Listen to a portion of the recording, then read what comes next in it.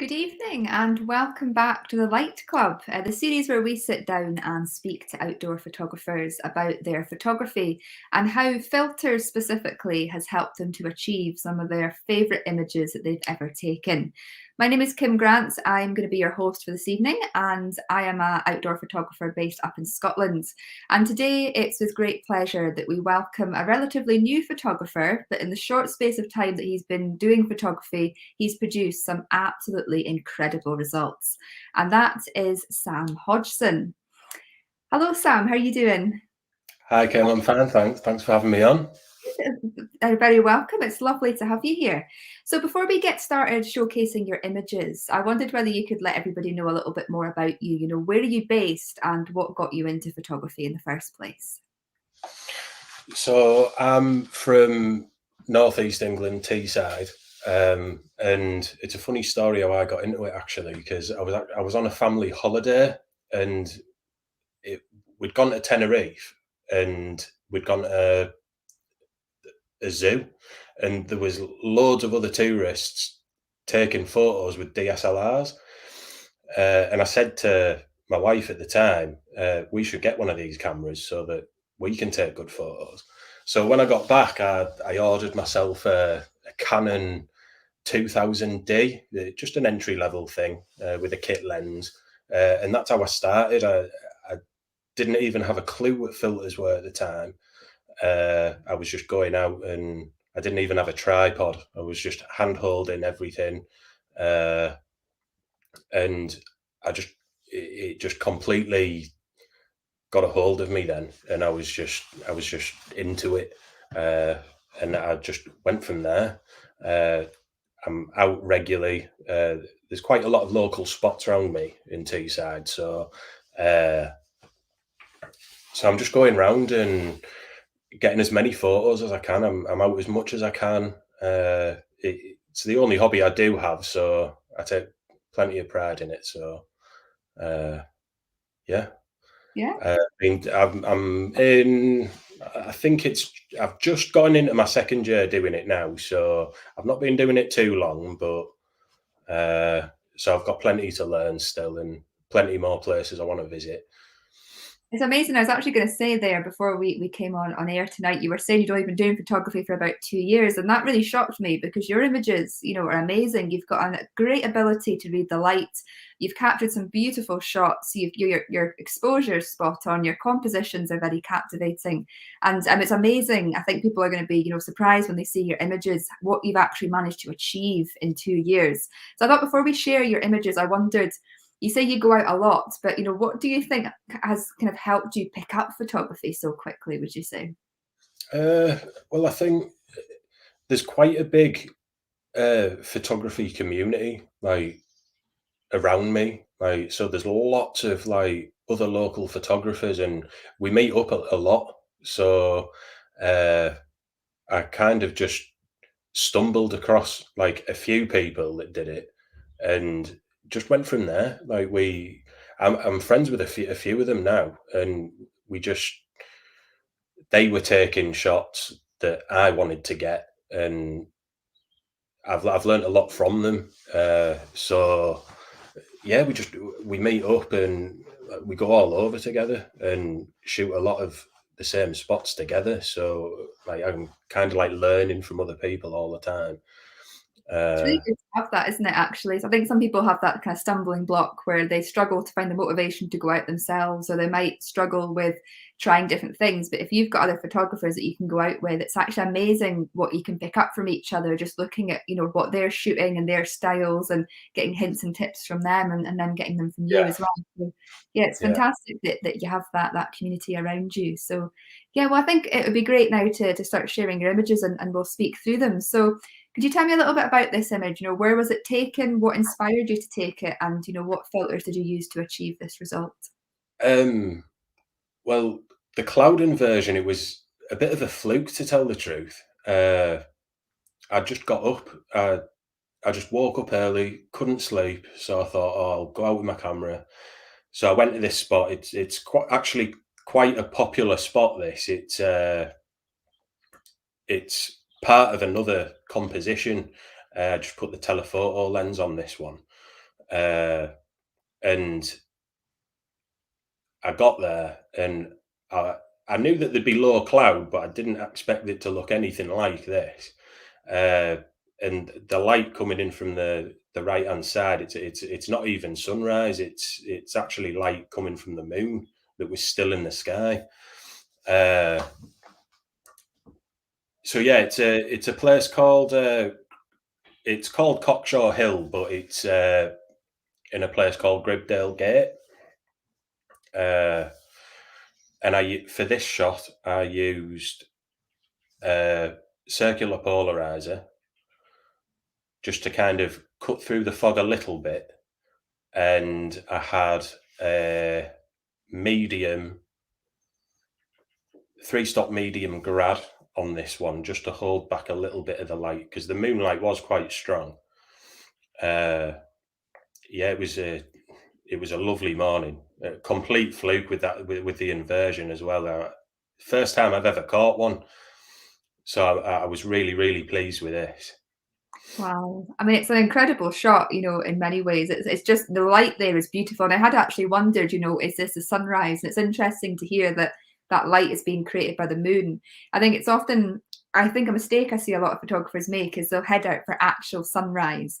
But if you go out an hour or two beforehand, you often have better conditions sometime. And if you're, sometimes, and if you're still there when there's the moon or the stars, and then it gets to twilight and then that pre-glow before as dawn starts approaching, it's Yeah, often when you get the best images, because once that sun's above the horizon at sunrise, all that mist is going to burn off and the cloud's going to dissipate. So, and they're yeah, good tips there as well. If you're having a sleepless night, just get out and see what happens. Often the most spontaneous photo shoots lead to some of the best photographs. I've yeah, experienced that. definitely. Yeah.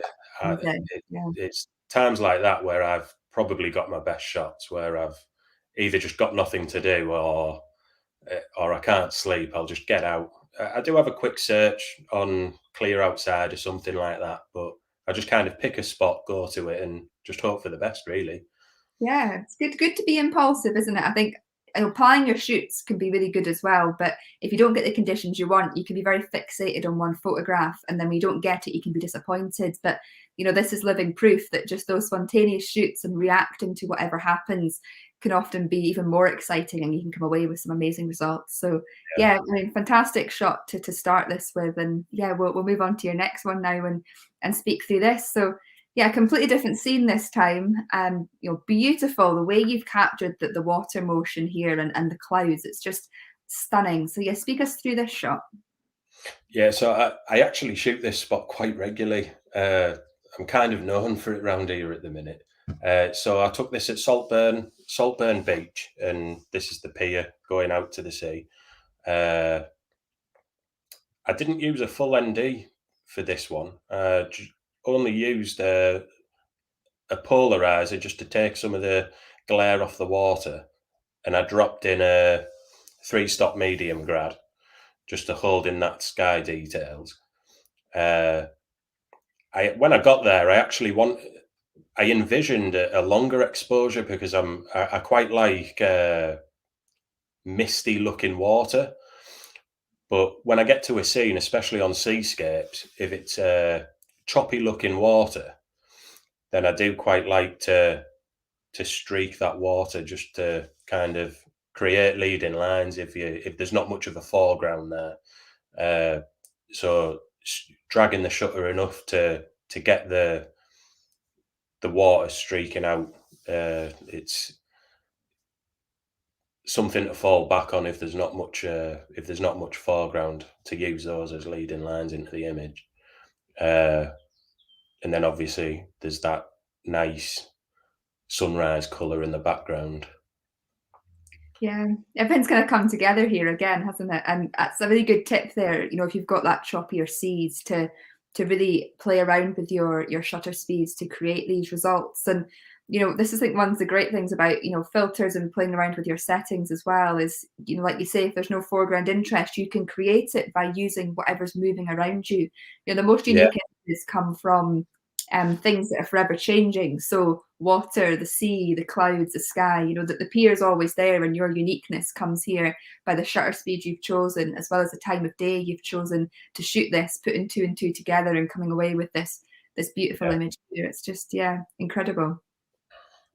I'd say like something like this is that it can take people years, I think, to master filters and their shutter speeds to create something like this. And I think this is an example just to showcase how, you know, quickly you've really mastered the art of landscape photography. Yeah, it's just yeah, beautiful. So yeah. I must have took dozens of shots playing around with the shutter speeds, but I did prefer the slightly faster one for this one, just to create those streaks in that water, that receding water. fantastic. I think that's a good tip there actually, is to play around and take numerous images when you're out and just see which ones are the best in the end. So yeah, fantastic. We'll move on to your next image, which is this one here. Again, you've got a different feel this time. You've obviously chosen a much longer shutter speed for this shot. So what was your thought processes behind that?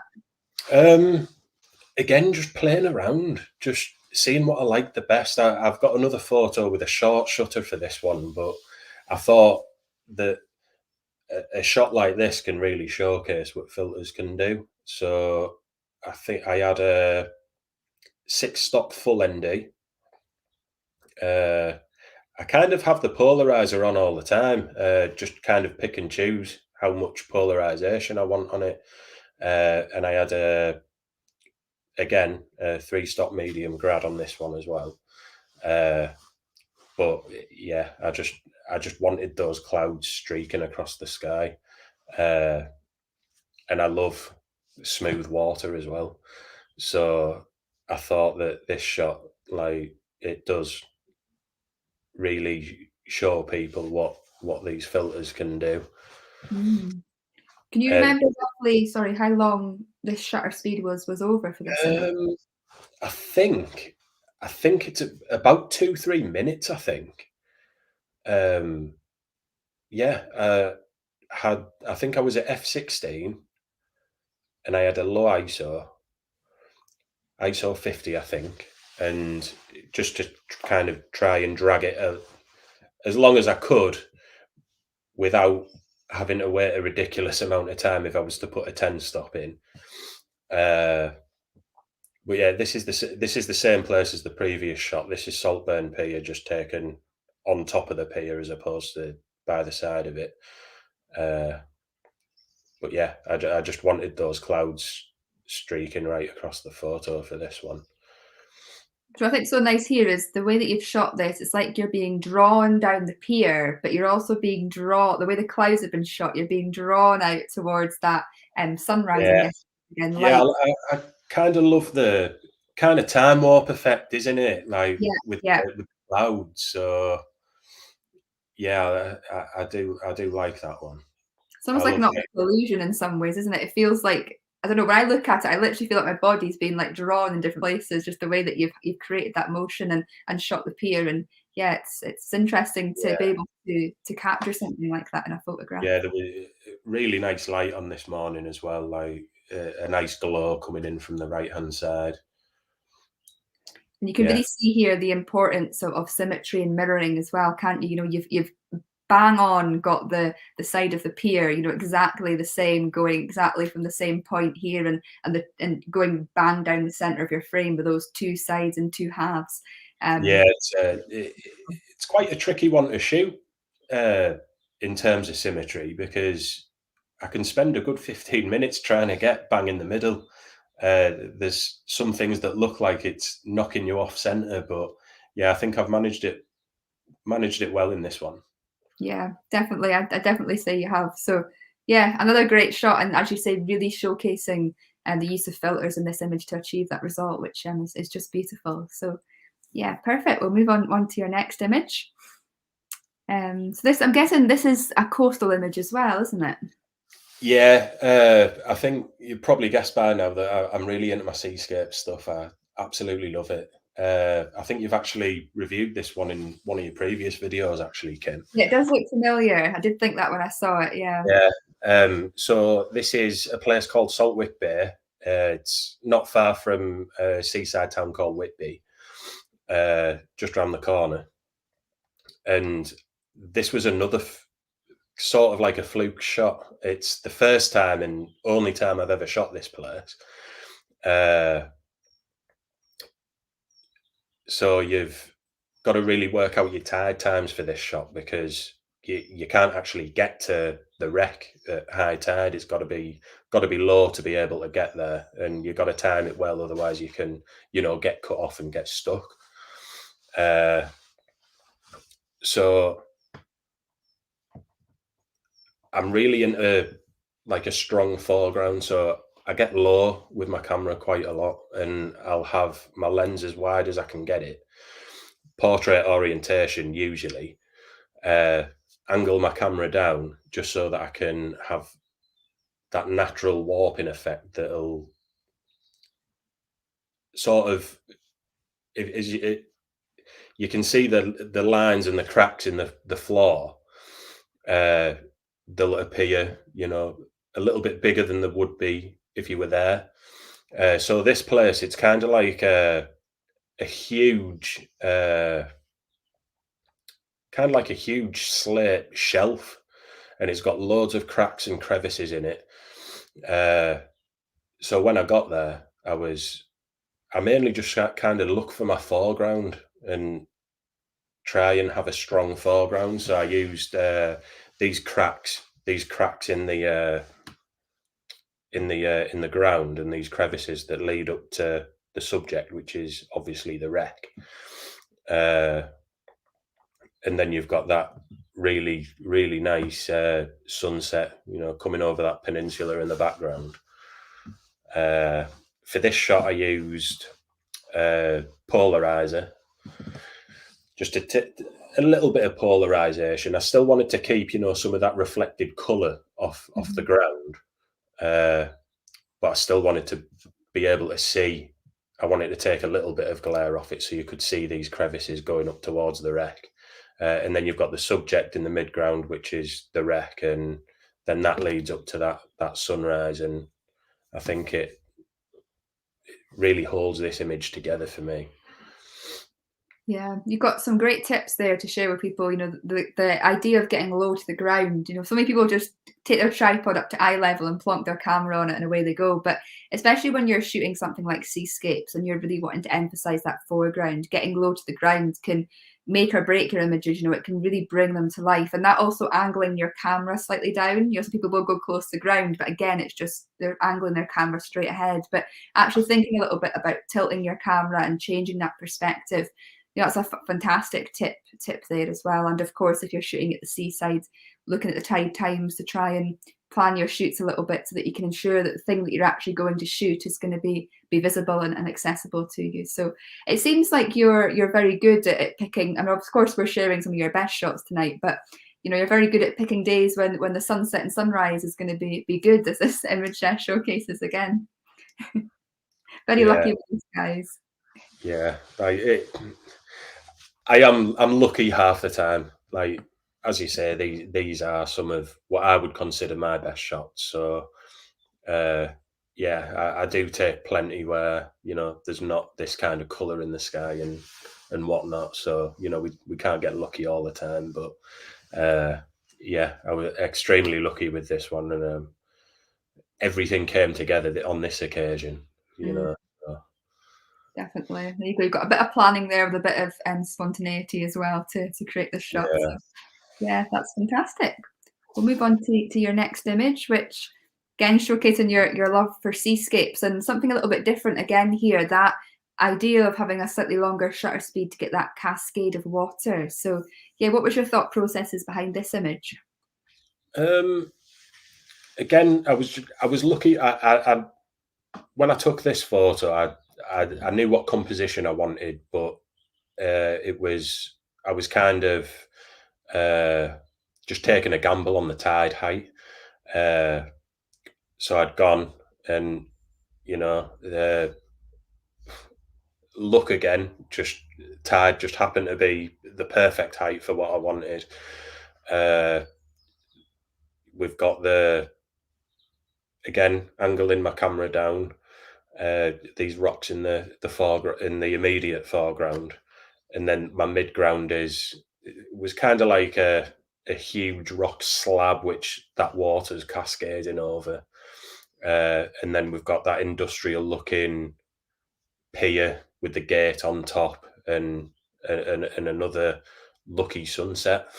Mm. Uh, yeah, for this one, full a little bit of polarization, because I did quite like how the light was, reflecting off the water on that little shelf that the water's falling over. But I wanted to be able to see through the water in the immediate foreground at the same time. Mm. Uh, it was a shorter shutter speed for this one because I wanted to capture that detail in the water coming over this rock. So for this one, all I had on was a 3-stop medium grad for this one. Yeah. Did much planning go into this shoot? Because I've noticed in some of your images, the sunrise or sunset, you seem to be very good at getting it, almost in the corner of your frame coming in. So did you plan this shot at all, or was it a case of working actually with where the sunset and rise was going to be? Well, this isn't actually too far from where I live. So it's another spot that I'm at regularly, so I sort of know where the sun's going to be. But yeah, again, it was a shot that I just got on a whim. Again, just a random trip out, just seeing if I could get something, and yeah, it paid off with this one. I do like this one. We had a question there from one of the viewers asking what focal lengths do you use for most of these images? So I I've only got two lenses. I've got a 17-40, that's my wide angle, and I've got the 70-200. I mainly use the 17-40, and to be honest with you, I'm at 17mm a lot of the time. I don't really zoom in very much because I like to be able to angle the camera down and accentuate that, the immediate foreground. So about 17mm quite a lot of the time. I rarely zoom in, if I'm honest with you. So yeah, I'm wide focal length all the time.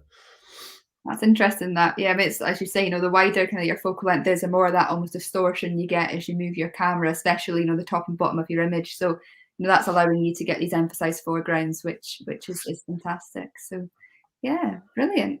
We'll move on to your next shot now, which is, this beautiful shot here. Again, a beautiful composition, and the silkiness of the water going through the rocks there.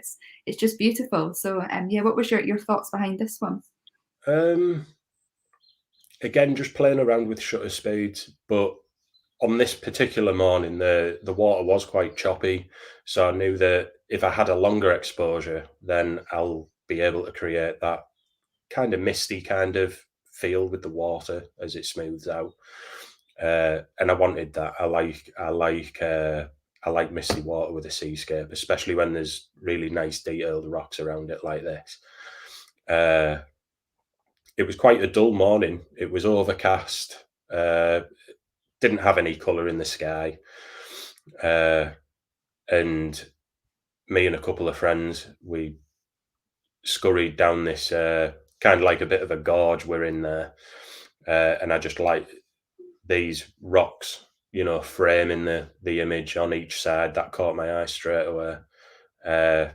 So this is actually a landscape shot, but I still angled my camera down a little bit just to get the rock detail in the immediate foreground, and then we've got that singular rock in the middle as my midground with all that misty water around it, and then that just leads you off into the background. But I just absolutely loved all the details in these rocks that morning, so that really grabbed my eye. Yeah, those that rocks and geology around you there is just beautiful. And a question that just kind of occurred to me there, something I get asked a lot when I'm shooting images like this is how you go about focusing your image. You know, you've got a rock there very close to your lens, and then you've, you know, got these rocks on the horizon much further out. So do you manage to do this in one exposure, or do you tend to do focus stacking or anything like that? I know it's obviously difficult when you're doing long exposures, but how do you go about focusing when you're doing a sort of image like this? So I don't. I rarely focus stack. I think I've tried it once. So it's not a focus stacked image. It is just one exposure, uh, and I'd focused on the rock closest to me. I think I did have a high F number on this, so I was confident that it'd be sharp front to back anyway. Um, so yeah, there was no focus stacking, and it's turned out exactly how I wanted it. Fantastic. Dave's asking how much post processing do you do with your images? It completely depends. I think I actually edited this one fairly heavily, but uh, no Photoshop.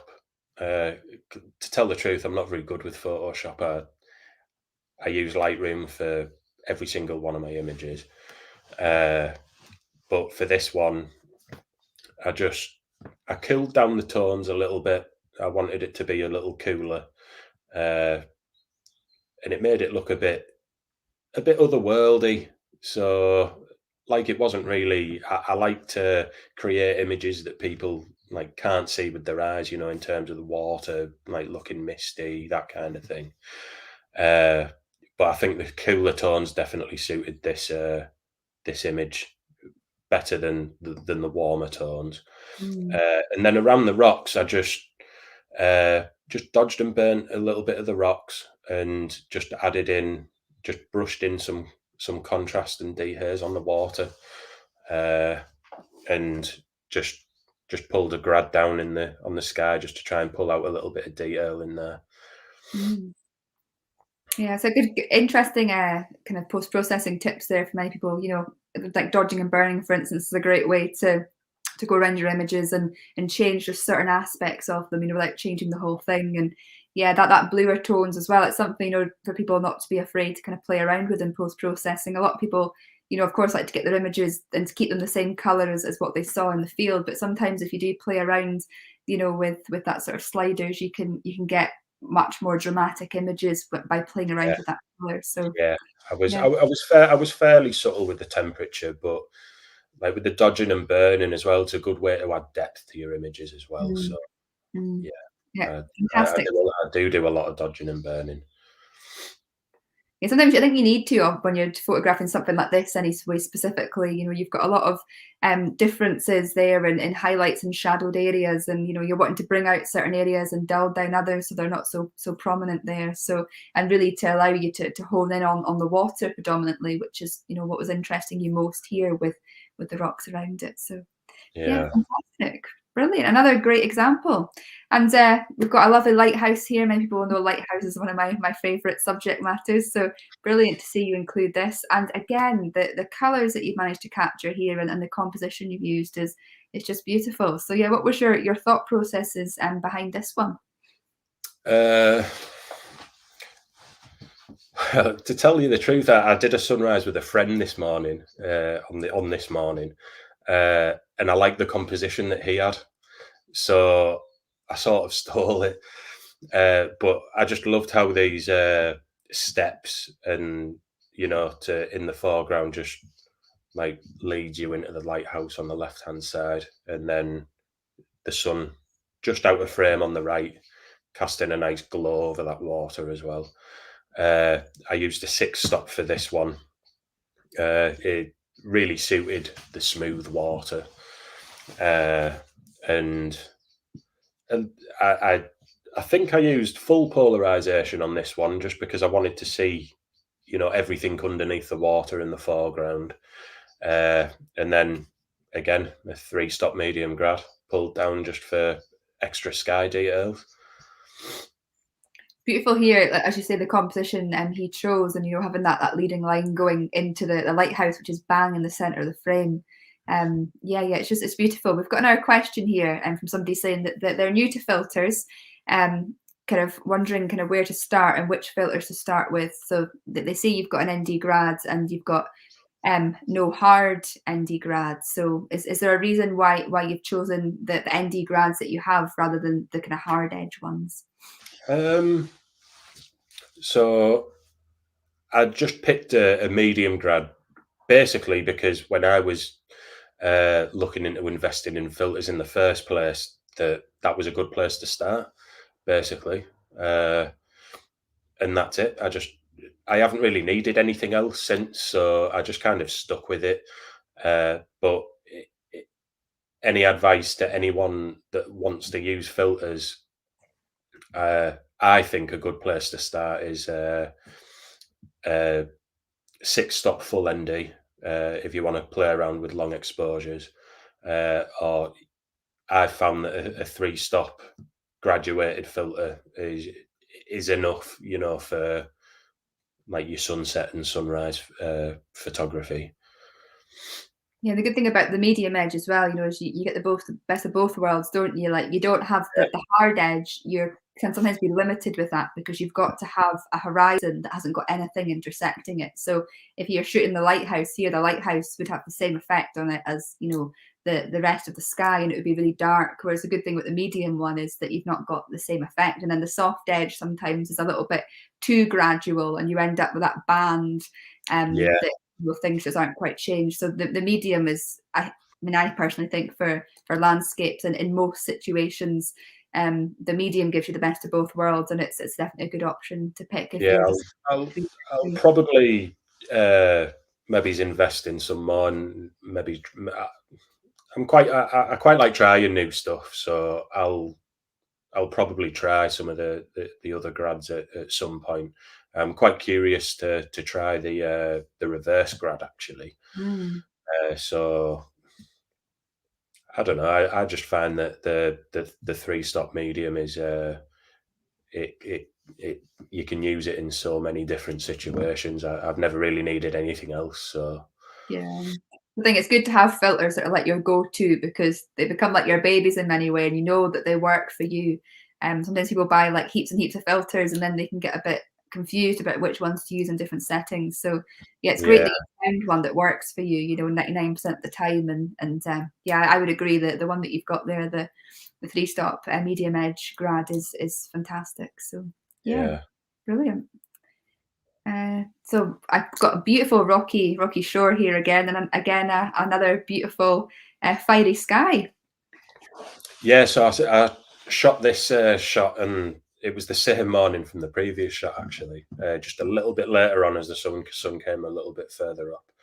Uh,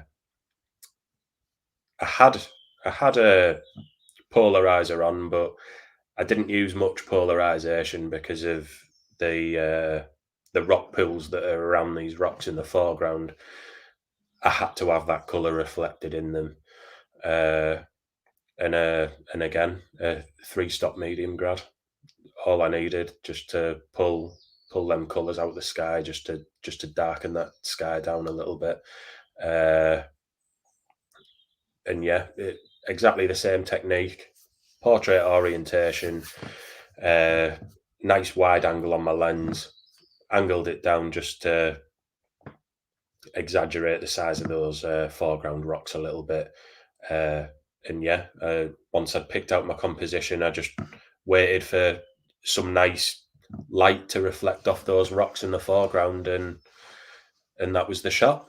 You can really see in all your images how photographing around golden hours really enhances the scene around you. And again, this is quite a symmetrical shot. You've got that big rock there almost bang in the center of your frame, and you've almost got it framed by those two pools of water, which, as you say, is lovely reflections going on there, which is it's just beautiful to allow that color to be present throughout the whole image. And when you're working with water, it's a great thing there. When you've got that fiery sky, wet rocks and whatnot, you get that lovely color. So yeah, Yeah, beautiful yeah. image. So Yeah. yeah, this was taken at Whitley Bay, and it's absolutely beautiful coastline. I've been a few times, and I feel like I've not even scratched the surface with this place because there's so many different compositions that to be had there. Uh, so I'll be returning here a fair bit in the future. Always good to find locations like that, isn't it? That you're just never-ending opportunities. It's just, yeah, it's amazing. Um, Yeah, we'll move on to your next image. This is something completely different. So I think a lot of people would probably be quite interested to hear about how you've managed to achieve this shot here. yeah. So this my style of photography sort of changes when it goes into, obviously because I work full time. The nights are getting dark at the minute, so uh, around winter time, I kind of turn into a bit of a night photographer. And this was taken at a place called Wilton Site. It's like a huge like power plant, and it's all lit up at night. You can't go into the site, but there's a hill a little bit further back. So uh, for this one, it had to be night filter on my telephoto lens, uh, and I think this was a 6 or 7 shot panoramic for this one. But yeah, it looks like a bit of a different style, but as I say, like because I work full time, like outside of photography in the winter months, I sort of become a bit of a night photographer. I do a lot of night photography in the winter. It's great to have that, isn't it? Because I think a lot of people just hibernate in the winter. They're like, "Oh, it's dark before I go to work. It's dark after I go to work." And then if the weather's rubbish at the weekends, they just, they won't go out. But yeah, nighttime photography brings a whole new meaning to your images. I mean, it's something that I've been getting into a lot this year just because I've been working so much during the day as well. And it makes you more, I think, appreciative of the natural world and of what's going on around you, and opens up new creative outlets. Because while you're very, very good at your seascapes and your landscape images, sometimes after a while it's nice to experiment with something new. And I think the night photography probably gives you that new lease of life and allows you to see the world in a different way, which is lovely. Yeah, yeah, definitely. The night filter, it works really well with this scene as well because it is quite lit up, and the night filter just cuts through that ambient light Mm. that sort of gives the image a bit of a yellowy tinge. It just takes that away, and you get all them real nice different colors in these lights, and nice detail in those them buildings. Yeah, it's a beautiful filter, isn't it? I didn't realize until recently that you could get filters for the nighttime, and it's actually amazing, what you can achieve with them. So this is a fantastic example of that, and yeah, it's brilliant that you shared it with us this evening. So I think we can go. And this is, I believe, your favorite shot that you've ever captured. Yes, it's definitely one of my favourites. I actually got a few really good shots on this night. The sky just blew up a little bit later on, but I wasn't getting any of that nice side light coming in from the left hand side. I had some lovely colours, but for this scene, it was all about that golden light coming in from the left hand side there, just illuminating the cathedral in the background and lighting up all these trees in the foreground as well. I believe I used a bit of polarization just to bring out that saturation in the greens, in the trees in the foreground, and again 3-stop medium grad just to hold in some of that detail on the sky and balance the exposure. It showcases the beauty this image of side lights and how that can really play a huge part, in illuminating things in the landscape. I think a lot of people, especially when they begin photography, sort of focus on the actual sunrise or the actual sunset. But some of the best images are often taken using that side light, and it gives you that lovely contrast and depth. And this image is a really good example of that. And given it's your favorite shot, it's a beautiful one to finish on Yeah, today. yeah, it's definitely one of my favorites. I love how I love how that light just illuminates the side of the cathedral, and yeah, I was really, really proud of this one when I got it. And it's interesting as well because you say that you're mostly a seascape photographer, and that's kind of where your heart lies. But it's interesting to see how actually one of your most favourite images was taken inland, and it showcases, I think, the importance of photographing different subject matters and going to different locations, because you just don't know what new and exciting places and images that you might come away with. So yeah. Yeah, yeah, yeah. I go inland a little bit. I am mainly seascapes because I just love how you can just get a different image every time. I love playing around with the shutter speeds, but uh, this was this shot was the shot that I wanted. Actually, I'd been previous times to taking this and not got what I wanted, and but this particular evening, yeah, it was pretty special, that one. Yeah, fantastic. And like I say, a beautiful image to end this on today. So yeah, I just want to say thank you very much, Sam, for your time. I'm sure the viewers have all loved seeing your images and learning about how you photograph them, and been totally blown away by how quickly you've mastered landscape photography. And it'll be really exciting to see, as the years progress, what happens with your images, because if you're this good at it already, it's amazing to think what could come in the coming years for you. Yeah, thank you very much. Just I'd like to thank like NiSi and yourself. Like, thank you for having me on, and Yeah, it's you're been very welcome. a real privilege. Brilliant. Well, thank you very much. And like I say, I'm sure everyone's learned a lot from this evening. So, yeah, thank you for your time, Sam. And perfect. Thank you.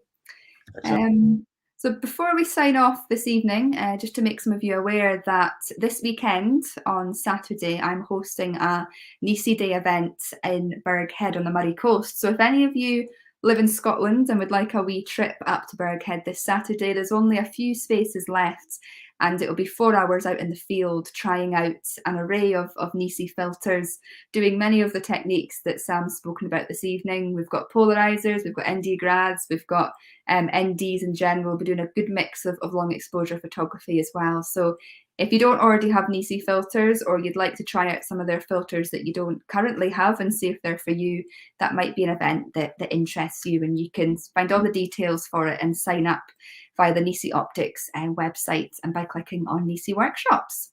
So yeah, thank you guys very much for this evening. It's been brilliant to check in with you all again, and like I say, I hope you've learned a lot from Sam there. And yeah, we'll see you all again next time.